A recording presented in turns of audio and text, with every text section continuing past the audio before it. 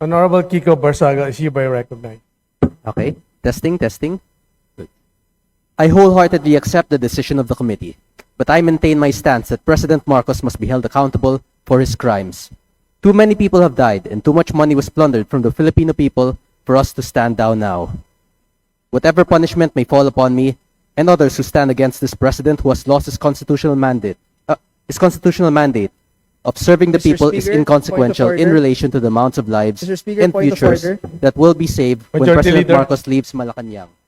It took the deaths and imprisonment Point of order, Mr. Speaker. to bring Marcos Sr. to Point of order, Mr. Speaker. My punishment is only the beginning of our fight against the Mr. Speaker, may we recognize Chairman Abalos for the point of order. Mr. Speaker, point of order. Honorable JC Barsaga is JC. Mr. Abalos is hereby Speaker, recognized. Mr. Speaker, may I be recognized? The respondent has already spoken. He has said that he has accepted the imposed penalty under the committee report. Therefore, I reiterate the motion to consider the adoption of the committee report and call the roll of members for nominal voting.